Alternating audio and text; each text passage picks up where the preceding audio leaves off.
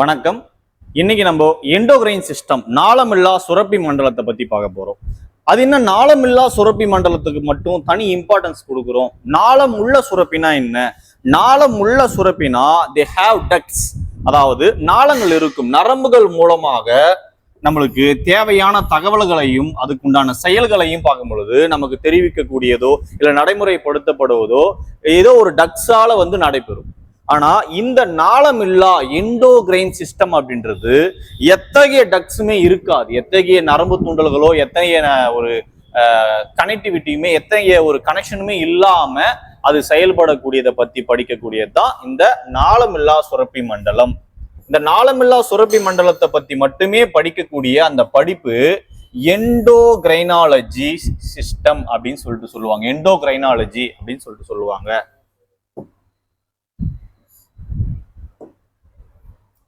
அதுக்கடுத்து இந்த நாளமில்லா சுரப்பி மண்டலத்தின் தந்தை தாமஸ் அடிசன் அப்படின்னு சொல்லுவாங்க.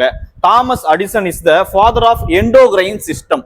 இந்த எண்டோகிரைன் சிஸ்டத்தை பத்தி முழுமையா ஆராய்ச்சி செஞ்சு அதுல இருக்கக்கூடிய எல்லா தகவல்களையும் ஒவ்வொன்றும் ஆய்வுகள் ரீதியாக நமக்கு வெளிப்படுத்தி மெய்ப்பித்தவர் யார் அப்படின்னு சொல்லிட்டு பார்க்கும்போது தாமஸ் அடிசன். இவர் தான் இந்த நாளமில்லா சுரப்பி மண்டலத்தினுடைய தந்தை அப்படின்னு சொல்றாங்க.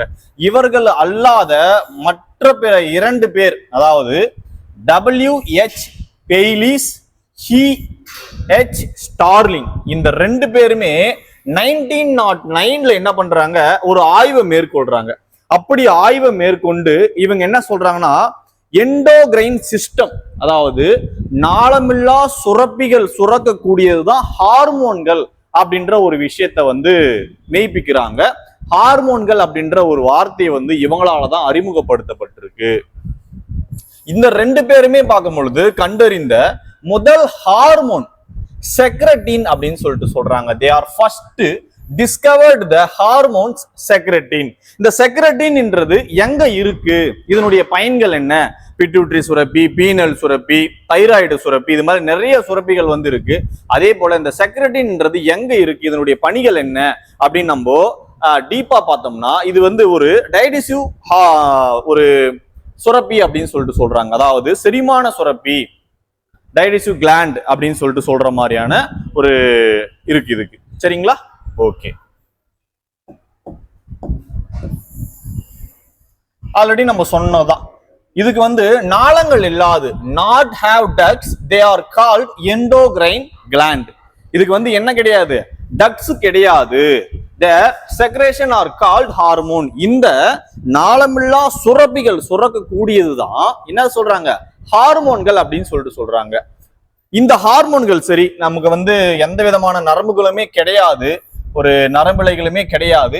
அப்ப இது எப்படி ஒரு குறிப்பிட்ட ஒரு ஆர்கன், ஒரு குறிப்பிட்ட இலக்கு உறுப்புக்கு எப்படி இது சென்றடையுது, அதை எப்படி இது செயல்படுத்துது அப்படின்னு பார்த்தோம்னா, நம்மளுடைய ரத்தங்கள் மூலமா தான் இது ஒரு இடத்துல இருந்து மற்றொரு இடத்துக்கு என்ன பண்ணுது, கடத்தப்படுது அப்படின்னு சொல்றாங்க. they are carried through the blood and transported to specific organ அப்படின்னு சொல்றாங்க. ஒரு குறிப்பிட்ட இலக்கு உறுப்புக்கு என்ன பண்ணுது, இது ரத்தத்தின் மூலமா தான் கடத்தப்படுது அப்படின்னு சொல்றோம். மனிதனில் நாளமில்லா சுரப்பிகள் காணப்படக்கூடிய பகுதிகள் எங்கெல்லாம் இருக்கு அப்படின்னு பார்க்கும்போது, head, neck, chest, abdominal region, அதாவது தலை, கழுத்து, மார்பு மற்றும் வயிற்று பகுதி, அதாவது அடிவயிற்று பகுதின்னு இன்னும் சால சிறந்ததா நம்ம சொல்லலாம். நாளமில்லா சுரப்பி மண்டலத்தினுடைய அந்த எண்டோகிரைன் சிஸ்டம் எங்கெல்லாம் இருக்கு அப்படின்ற ஒரு நமக்கு புரியுதலுக்கு உண்டான ஒரு சின்ன ஒரு டயக்ராம். அதாவது இந்த மூளையின் அடிப்பகுதியில ரெண்டு சுரப்பி சுரக்கும். மூளையின் அடிப்பகுதியில ரெண்டு சுரப்பி சுரக்கும். ஹைப்போ தலாமஸ் அப்படின்ற ஒரு பகுதியிலும், அதுக்கப்புறம் பார்க்கும் பொழுது கார்பஸ் அந்த இடத்துலையும் பார்க்கும் பொழுது ஒரு சுரப்பி சுரக்கும். கிட்டத்தட்ட மூளையின் அடிப்பகுதியில ரெண்டு சுரப்பிகள் சுரக்கும். சரிங்களா? பிட்யூட்டரி, பீனல் சுரப்பி அப்படின்னு சொல்லிட்டு இத ஒவ்வொரு சுரப்பியை பத்தியுமே நம்ம தனித்தனியா பார்க்க போறோம். பிட்யூட்டரி, அதான் இத எக்ஸாம் பாயிண்ட் ஆஃப் வியூல பார்க்கும்பொழுது நமக்கு இதை அப்படியே மேட்ச் தி ஃபாலோயிங்ல கொடுத்துருவாங்க. அப்ப pituitary gland base of the brain, மூளையின் அடிப்பகுதி. பிட்யூட்டரி சுரப்பின்றது எங்க சுரக்குது? மூளையினுடைய அடிப்பகுதியில் வந்து சுரக்குது. அதுக்கடுத்து pineal gland, base of the brain. Pineal சுரப்பி வந்து மூளையின் அடிப்பகுதியில வந்து சுரக்குது. அதுக்கடுத்து இந்த ரெண்டுமே பார்க்கும் பொழுது மூளையின் அடிப்பகுதியில தான் சுரக்குது. இது இந்த பிட்யூட்டரி சுரப்பியும், சரிங்களா? அதுக்கடுத்து இந்த பீனியல் சுரப்பியும், இந்த ரெண்டு சுரப்பியும் மூளையின் அடிப்பகுதியில தான் சுரக்குது. அதுக்கடுத்து பார்க்கும்பொழுது தைராய்டு சுரப்பி. தைராய்டு அப்படின்னாலே நமக்கு தெரியும், சரிங்களா? கழுத்து பகுதியில சுரக்கக்கூடிய சுரப்பி தான் தைராய்டு சுரப்பி. அதுக்கடுத்து தைமஸ் சுரப்பி, மார்பு கூடு, செஸ்ட்ல வந்து சுரக்கக்கூடியதா இருக்கு. அதுக்கடுத்து கணையம், பேன்கிரியாஸ்ன்றது லோயர் அப்டாமினல், அந்த வயிற்றினுடைய அடிப்பகுதியிலும். அட்ரினல் சுரப்பி சிறுநீரகத்தின் மேற்புறம், அப்பர் பார்ட் ஆஃப் கிட்னி, சிறுநீரகத்தினுடைய மேற்புறத்துல வந்து சுரக்கிறதா சொல்லப்படுது. இனப்பெருக்க சுரப்பி, ரீப்ரொடக்டிவ் கிளாண்ட், எங்க? பெல்விக் கேவிட்டி, அதாவது இடுப்பு குழியில வந்து சுரக்கிறதா இருக்கு. இந்த ஹார்மோன்கள்னா என்ன? ஹார்மோன்கள் எத்தகைய வகையில இருக்கு? எண்டோகிரைன் சுரக்கும் அந்த பொருளுக்கு தான் ஹார்மோன்கள் அப்படின்னு சொல்லிட்டு சொல்றோம். ஆல்ரெடி நம்ம பார்த்ததுதான். இந்த வேதியினுடைய அடிப்படையில இந்த கெமிக்கலா அடிப்படையில எது மாதிரிலாம் இந்த ஹார்மோன்கள் வந்து இருக்கு அப்படின்னு சொல்லிட்டு பார்த்தோம்னா, ஒண்ணு புரதங்களாகவோ, புரோட்டீன்ஸாவோ, அல்லது அமினோ ஆசிட்ஸ் அல்லது ஸ்ட்ராய்டுகளாகவோ தான் இருக்கு. கெமிக்கல், அதாவது வேதியியல் அடிப்படையில நம்ம பார்க்கும் பொழுது இத்தகைய ஹார்மோன்கள் என்னென்னலாம் இருக்கு அப்படின்னா, ஒண்ணு புரோட்டீன்ஸாவோ, இல்ல அமினோ ஆசிடாவோ, இல்லைன்னா ஸ்ட்ராய்டாவோ தான் இருக்கிறதா நம்ம பார்க்கப்படுறோம். தலையில சுரக்கக்கூடிய சுரப்பி இரண்டு. தலையில சுரக்கக்கூடிய சுரப்பி வந்து ரெண்டு இருக்கு. அந்த ரெண்டு தான் என்ன அப்படின்னு சொல்லிட்டு பார்க்கும்போது பிட்யூட்டரி சுரப்பி, பீனியல் சுரப்பி. That mean pituitary gland, penal gland. இந்த ரெண்டு சுரப்பி என்னெல்லாம் செய்யுது, அதனுடைய பணிகள் என்ன, அதனுடைய வடிவங்கள் என்ன, அதனுடைய ஸ்பெஷல் நேம் என்ன, அதை பத்தி நம்ம பார்க்கலாம். சரிங்களா? பிட்யூட்டரி கிளாண்ட், பிட்யூட்டரி சுரப்பி. இந்த பிட்யூட்டரி சுரப்பி தான் எது மாதிரியான சுரப்பி அப்படின்னு சொல்லிட்டு பார்க்கும்பொழுது, நம்ம நகைச்சுவையா பார்த்தோம்னா, வடிவேல் சார் ஒரு காமெடியில பார்க்கும்பொழுது மைக் 1, மைக் 2, மைக் 3, நீ இங்க நிக்க வேண்டிய இடம், நீ இது கிடையாது, நீ போய் அங்க நில்ல அப்படின்ற மாதிரி சொல்லுவாங்க இல்லைங்களா? அது போலதான் இந்த பிட்யூட்டரி கிளாண்ட் அவன்றது ஒவ்வொரு சுரப்பியுமே கட்டுப்படுது. இவ்வளவுதான் நீ சுரக்கணும், நீ இவ்வளவுதான் செயல்படணும் அப்படின்ற ஒவ்வொரு விஷயத்தையுமே இதுதான் என்ன பண்ணும், தீர்மானிக்கும். சோ அதனாலதான் இத வந்து நாளமில்லா சுரப்பி குழுவின் நடத்துனர் அப்படின்னு சொல்லிட்டு சொல்றாங்க. த எண்டோகிரைன் குரூப்புக்கு வந்து இது வந்து conductor of the endocrine groups அப்படின்னு சொல்லிட்டு சொல்றாங்க. அதுக்கடுத்து பார்க்கும் பொழுது இது எல்லாத்தையுமே மெயின்டைன் பண்ணுது. ஒரு வீட்டுல கூட பார்க்கும் பொழுது எல்லாத்தையுமே மெயின்டைன் பண்றாங்க, ஒரு அலுவலகத்தை கூட மெயின்டைன் பண்றாங்கன்னா அவங்க தான் தலைமை வகிப்பாங்க. சோ இதுக்கு என்ன சொல்றாங்கன்னா மாஸ்டர் கிளாண்ட் அப்படின்னு சொல்லிட்டு சொல்றாங்க, தலைமை சுரப்பி அப்படின்ற ஒரு விஷயங்கள். அதுக்கடுத்து இது என்ன வடிவத்தில் இருக்குது அப்படின்னா பட்டாணி வடிவம், பி ஷேப்ஸ்ல இது வந்து இருக்கு அப்படின்னு சொல்றாங்க. பாருங்க, தலைமை சுரப்பி ஆல்ரெடி நம்ம சொன்னதுதான். இது வந்து என்னன்னு சொல்றாங்க, தலைமை சுரப்பி அப்படின்னு சொல்லிட்டு சொல்றாங்க. அதுக்கடுத்து நாளமில்லா குழுவின் நடத்துனர், conductor of the endocrine groups, conductor of the endocrine groups அப்படின்றாங்க. ஏன் அது மாதிரி சொல்றாங்கன்ற விஷயத்த நம்ம தெளிவுபட பார்த்தாச்சு. அதுக்கடுத்து மூளையின் அடிப்புறத்துல சுரக்குது, அடிப்பகுதியில வந்து இது வந்து செக்ரேட் ஆகுது அப்படின்னு சொல்லிட்டு நம்ம பார்த்தோம். ஆனா பிட்யூட்டரிக்கும் பீனலுக்குமே மூளையின் அடிப்பகுதியில சின்ன டிஃபரண்ட் இருக்கு, வெவ்வேறான பகுதிகள். சரிங்களா? அதுதான் மூளையின் ரொம்ப முக்கியமான ஒரு விஷயம், மூளையின் ஹைப்போதலாமஸுடன் இணைந்திருக்கும். எதனுடன் இணைந்திருக்கும்? Join with the hypothalamus of brain, join with the hypothalamus of brain. என்ன ஷேப் சொன்ன அப்படின்னு சொல்லிட்டு பார்க்கும்போது பட்டாணி வடிவம், பட்டாணி அளவு கொண்டது. சரிங்களா? சைஸ் வந்து பி ஷேப்ஸ்ல இருக்கும் அப்படின்னு சொல்லிட்டு இதையே ரெண்டு விதமா பிரிப்பாங்க. நமக்கு இந்த கதுப்புகளின் அடிப்படையில ரெண்டு விதமா பிரிப்பாங்க, முன்கதுப்பு, பின்கதுப்பு. மனிதன்ல மட்டுமே இடைக்கதுப்பு அப்படின்றது கிடையாது. முன்கதுப்பு அப்படின்றது பார்க்கும் பொழுது ஒரு 5 வகையான ஹார்மோன்களை செக்ரேட் பண்ணும். பின்கதுப்புன்றதும் அதே போலதான் குறைவான ஹார்மோன்களை செக்ரேட் பண்ணும். சரி பார்க்கலாம். பிட்யூட்டரி சுரப்பி, முன்கதுப்பு ஆன்டீரியர் லோப், பின்கதுப்பு போஸ்டீரியர் லோப், அது மாதிரி ரெண்டு விதமா சொல்றாங்க. இந்த முன்கதுப்பு அப்படின்றதுக்கு அடினோ ஹைப்போபைசிஸ் அப்படின்னு சொல்லிட்டு நேம் இருக்கு. முன்கதுப்புக்கு என்ன பெயரு? அடினோ ஹைப்போபைசிஸ். பின்கதுப்புக்கு என்ன பெயரு? Neuro hypophysis.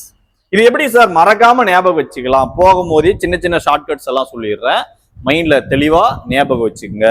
ஏன்னா இது வந்து டிஎன்பிசிக்கும் ரொம்ப முக்கியமானது, எஸ்ஐக்கும் ரொம்ப முக்கியமானது, பிசி, குரூப் 2, குரூப் 2A, இது மாதிரி எல்லா எக்ஸாம்பிளுமே இந்த டாபிக் வந்து ரொம்ப இன்றியமையாத ஒரு டாபிக். ஸோ சரி, நம்ம ஷார்ட்கட்டுக்கு போயிடலாம். இப்ப பாருங்க, முன்கதுப்பு, முன் அப்படின்றத ஞாபகம் வச்சுங்க.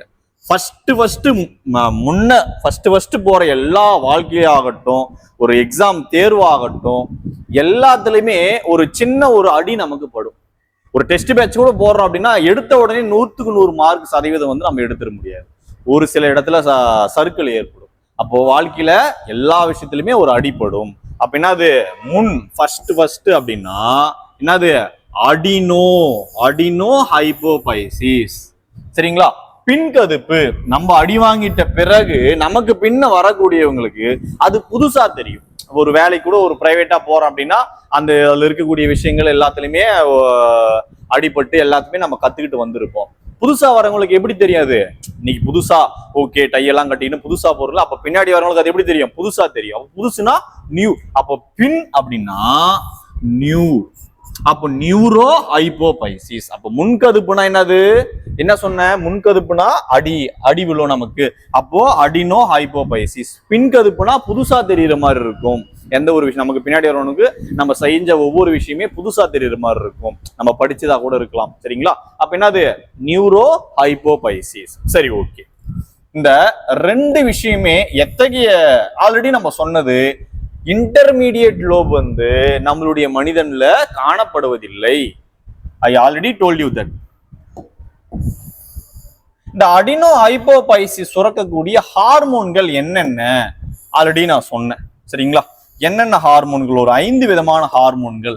வளர்ச்சி ஹார்மோன், தைராய்டு. இது என்ன பண்ணும்? வளர்ச்சி ஹார்மோன், தைராய்டை தூண்டும் ஹார்மோன். அதுக்கப்புறம் பார்க்கும் பொழுது அட்ரினல் புரணியை தூண்டும் ஹார்மோன். அதுக்கடுத்து பார்க்கும் பொழுது குனோட்ரோபிக் ஹார்மோன், புரோலாக்டின் அப்படின்ற 5 விதமான ஹார்மோன்களை வந்து சுரக்கும். அது என்ன sir? growth hormone, that mean HG, growth hormone. இது மாதிரி இருக்கக்கூடிய அந்த growth ஹார்மோன் 3ஆ பிரியும். growth ஹார்மோன் என்னது? வளர்ச்சி. ஒன்னு இந்த ஹார்மோன் அதிகமா சுரந்துடுது அப்படின்னு சொல்லிட்டு பார்க்கும்போது அசுரத்தன்மை, இல்ல லைட்டா ரொம்ப கம்மியா சுரக்குதுன்னா குள்ளத்தன்மை. வயது முதிர்ச்சியின் காரணமாக பார்க்கும் பொழுது எல்லாருக்குமே சுரக்கும். சோ இத்தகைய 3 வரிசையின் அடிப்படையில் தான் இந்த வளர்ச்சி ஹார்மோன் பார்க்கும் பொழுது நமக்கு இருக்கு. அதான் நான் சொன்னேன் இல்லைங்களா?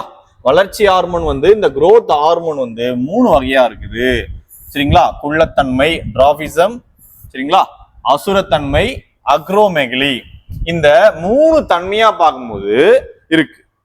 இதுல நம்ம எக்ஸ்பிளனேஷன் நமக்கு தேவையில்லை. என்னது? குள்ளத்தன்மைனா ரொம்ப குறைவா சுரந்திருக்கும், அதிகமா சுரந்தாலும் அசுரத்தன்மை. அப்போ அக்ரோமெகலின்னா என்ன? வாட் இஸ் மீன் பை அக்ரோமெகலின்? அக்ரோமெகலின்ன்றது என்னன்னா, வயது முதிர்ச்சியின் காரணமாக, இப்போ வயதான ஒரு தாத்தாவோ பாட்டியோ இருக்கிறாங்கன்னா அவங்களுடைய விரல், இப்ப நமக்கு கூட வயதாவதுன்னா நம்மளுடைய நார்மலா இருக்கக்கூடிய விரல்கள், கைகள் கொஞ்சம் நீட்சி பெறுவது, இது எல்லாருக்குமே தோன்றும். வயது முதிர்ச்சியின் காரணமாக தோன்றக்கூடிய ஒரு சுரப்பி. சரிங்களா? அப்போ வயதானவங்களுக்கு தோன்றக்கூடிய ஒரு சின்ன ஒரு அறிகுறி மாதிரி, அது ஒரு தன்மை போல. சரிங்களா? இந்த அக்ரோமெகலின். அதுக்கடுத்து தைராய்டை தூண்டக்கூடிய ஹார்மோன். சரிங்களா? தைராய்டை தூண்டக்கூடிய ஹார்மோன், தைராய்டு ஸ்டிமுலேட்டிங் ஹார்மோன் அப்படின்னா அதுல இருந்துருது.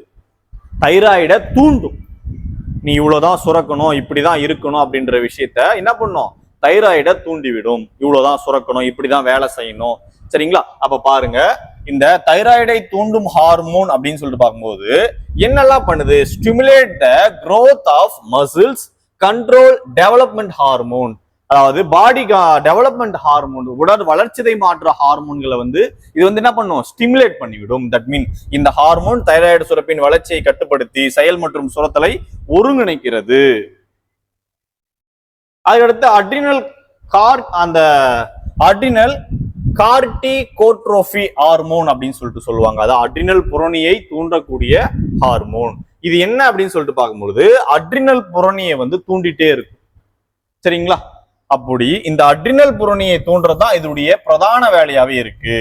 அதுக்கப்புறம் கோனோட்ரோபிக் ஹார்மோன். இந்த கோனோட்ரோபிக் ஹார்மோன்ன்றது என்ன அப்படின்னு சொல்லிட்டு பார்க்கும்போது இனப்பெருக்க உறுப்புகளை வந்து வளர்ச்சி அடைய செய்யும். ரீப்ரொடக்டிவ் ஆர்கனை பார்க்கும்பொழுது அந்தந்த வயதிற்கு ஏற்ப பார்க்கும்பொழுது அதனுடைய வளர்ச்சியை பராமரிக்கக்கூடிய தன்மையை இது வந்து செயலாற்றுது. அதுக்கடுத்து புரோலாக்டின்.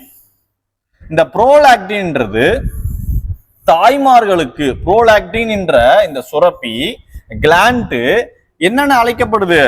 லாக்டோஜெனிக்னு சொல்லிட்டு அழைக்கப்படுது. இப்ப எப்படி பிட்யூட்ரி சுரப்பி வந்து தலைமை சுரப்பி, அதுக்கு அடுத்து பார்க்கும் பொழுது நாளமில்லா குழுவின் நடத்துனர் அப்படின்னு சொல்ற மாதிரி இந்த புரோலாக்டின் அப்படின்றது லாக்டோஜெனிக் ஹார்மோன் அப்படின்னு சொல்லிட்டு சொல்லுவாங்க. என்னங்க சார் லாக்டோஜெனிக் ஹார்மோன்? இது எப்படி ஷார்ட்கட்டா நம்ம மறக்காம ஞாபகம் வச்சுக்கலாம். லாக்டிக் ஆசிட் எதுல இருக்கு? லாக்டிக் ஆசிட்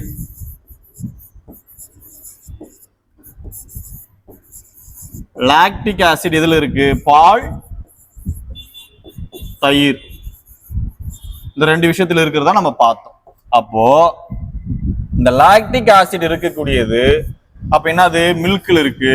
அப்போ நம்ம எல்லாமே சின்ன வயசுல தாய்ப்பால் அருந்தி தான் நம்ம வளர்ந்துருப்போம். அத்தகைய தாய்ப்பால் சுரப்புக்கு வந்து இந்த லாக்டோஜெனிக் ஹார்மோன் வந்து தாய்ப்பால் சுரப்புல மிக இன்றியமையாத பங்கை அளிக்குது. தாய்ப்பால் சுரப்புக்கு வந்து பயன்படக்கூடியது.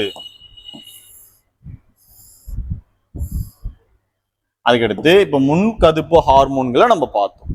பின்கதுப்பு ஹார்மோன்கள் அப்படின்னு சொல்லிட்டு பார்க்கும்பொழுது என்ன அப்படின்னு சொல்லிட்டு பார்த்தோம்னா ரெண்டு ஹார்மோன்களை மட்டும்தான் சுரக்கும். என்னென்ன? Anti diuretic hormone. What is that? Anti diuretic hormone. இன்னொன்னு வேற என்னத்த சுரக்கும் அப்படின்னு சொல்லிட்டு பார்க்கும்பொழுது ஆக்சிடோசின். இந்த ரெண்டு ஹார்மோனும் சுரக்கும். இப்போ இந்த ஹார்மோன்ல அந்த நேம்ல இருக்கு ஆன்டி டையூரிட்டிக் ஹார்மோன். அப்படின்னா என்னது? யூரினேஷனை வந்து சரியான அளவுல கட்டுப்படுத்தி வச்சிட்டு இருக்கிறதா இதோடைய வேலை. சப்போஸ் இந்த ஹார்மோன் சுரக்கல்னா யூரினேஷனாவே இருக்கும் அவங்களுக்கு. அப்ப யூரினேஷனாவே இருந்துச்சுன்னா அதுவே ஒரு டிசீஸ். சரிங்களா? அதாவது சிறுநீர் பெருக்கெதிர் ஹார்மோன்கள் அப்படின்னு சொல்லிட்டு இதுக்கு ஒரு செப்பரேட்டா ஒரு நேமே இருக்கு. இந்த ஹார்மோன் குறைவாக சுரப்பதால் இது சிறுநீர் பெருக்கெதிர் ஹார்மோன் சொல்லிட்டு சொல்லுவாங்க. இந்த ஹார்மோன் குறைவாக சுரப்பதால் டயாபெட்டிஸ் இன்சிபெட்டஸ் அப்படின்ற நோய் வந்து நமக்கு தாக்குறதுக்கு வாய்ப்பு இருக்கு. அதுக்கடுத்து ஆக்சிடோசின். சரிங்களா? இந்த ஆக்சிடோசின் அப்படின்றத பார்க்கும் பொழுது ரெண்டு விஷயத்துக்கு பயன்படும். குழந்தை பேரு மற்றும் பால் சுரப்பு. அதாவது தாய்மார்கள் குழந்தை பேரு காலத்துல பார்க்கும் பொழுது அவங்களுடைய தசைகள் பார்க்கும் பொழுது ரொம்ப இறுக்கமா இருக்கிறது தளர்வடைய செய்வதற்கும் அதை எளிமையாக்குவதற்காகவும் அதுக்கடுத்து பார்க்கும் பொழுது தாய்ப்பால் சுரப்புக்கும் இது பயன்படுது. சரிங்களா? இந்த ரெண்டு விஷயத்துக்கு இந்த ஹார்மோன்கள் வந்து பயன்படுது. அதுக்கடுத்து பீனியல் சுரப்பி. இந்த பீனியல் சுரப்பின்றது என்ன அப்படின்னு சொல்லிட்டு பார்க்கும்பொழுது இதுவும் மூளையின் அடிப்பகுதியில சுரக்கக்கூடிய ஒரு விஷயம்தான். சார் இந்த பிட்யூட்ரி போலவே இதுவும் தனித்தனியா பிரிச்சு இருக்குமானா கிடையாது. இதை வந்து முன்கதுப்பு, பின்கதுப்பு, இடைக்கதுப்புன்னு எல்லாம் பிரிக்க மாட்டாங்க. இதனுடைய பணிகள் மட்டும் இன்றியமையாத ஒரு விஷயத்தா இருக்கும். இது என்ன ஹார்மோனை செக்ரேட் பண்ணும் அப்படின்னு சொல்லிட்டு பார்க்கும்போது மெலட்டோனின் அப்படின்ற ஒரு ஹார்மோனை வந்து இந்த பீனியல் கிளாண்ட் வந்து செக்ரேட் பண்ணும். இதுக்கு ஒரு பேர் இருக்கு, கால தூதுவர்கள், டைம் மெசேஞ்சர் அப்படின்னு சொல்லிட்டு சொல்லுவாங்க. இதுக்கு என்ன பேர் இருக்கு? டைம் மெசேஞ்சர் அப்படின்னு சொல்லிட்டு சொல்லுவாங்க. இது எங்க இருக்கு? இந்த பீனியல் சுரப்பின்றது கார்பஸ் கலோசம், மூளையினுடைய கார்பஸ் கலோசத்துல அடங்கி இருக்கு. மூளையினுடைய கார்பஸ் கலோசத்தின் அடியில தான் இது அமைஞ்சிருக்கு. சப்போஸ் இது சரியா வந்து சுரக்கல் அப்படின்னா இயற்கையான உறக்க சுழற்சி வந்து முழுவதுமா நமக்கு பாதிப்படைய செய்யும். அப்படி இயற்கையான உறக்க சுழற்சி பாதிப்படைகிறதுனால நமக்கு என்ன ஏற்படும்? கட்டாயமா வளர்ச்சிதை மாற்றத்துல கண்டிப்பா குறைபாடு ஏற்படும். இப்ப பார்க்கலாம். இது சுரக்காதனால என்ன ஏற்படும்? இந்த மெலட்டோனின் உற்பத்தி சுழற்சி பாதிக்கப்படுறதால ஓவராலா இயற்கையா இருக்கக்கூடிய நேச்சுரல் ஸ்லீப் டிஸ்டர்ப் ஆகும். சரிங்களா? இயற்கை சுழற்சி இயற்கையா இருக்கக்கூடிய உறக்க சுழற்சி பாதிக்கப்படும். சரிங்களா? உறக்க சுழற்சி, உறக்கம் பாதிக்கப்படும், உறக்கம் பாதிக்கப்படும் அப்படின்னு சொல்லிட்டு சொல்லலாம். அதனால வளர்ச்சிதை மாற்ற குறைபாடு கம்பல்சரி ஏற்படும். This causes developmental defect. ஓவராலா பார்க்கும்பொழுது இது வளர்ச்சிதை மாற்ற குறைபாட்டை கட்டாயம் ஏற்படுத்தி கொடுக்கும்.